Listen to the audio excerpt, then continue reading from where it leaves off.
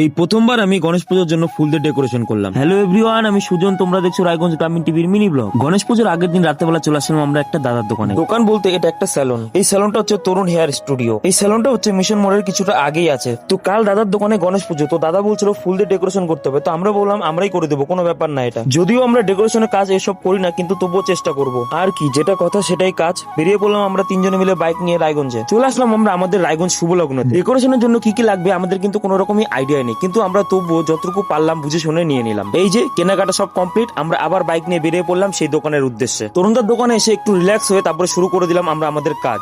মোটামুটি একটা ভাবনা চিন্তা করে মনে মনে একটা থিম বানিয়ে ফেললাম, তো সেই থিমটারই এখন কাজ করবো। রাত্রি অনেক হয়ে যাচ্ছিল, আমাদের ঘুমও পাচ্ছিল, কিন্তু তবুও আমরা কাজ করে যাচ্ছিলাম, কারণ যেহেতু দায়িত্ব নেওয়া হয়েছে। তারপর কাজ শেষ করতে করতে প্রায় বেজে গেছে আমাদের ভোর 4টে। ফাইনালি আমাদের ফুল দিয়ে ডেকোরেশন কমপ্লিট হলো। কেমন লাগছে তোমরা জানিও কমেন্টে। আচ্ছা, ভিডিওটা ভালো লাগলে একটা লাইক কমেন্ট শেয়ার করে দিও, আর চ্যানেলটা কিন্তু অবশ্যই সাবস্ক্রাইব করো। দেখা হচ্ছে পরবর্তী ভিডিওতে।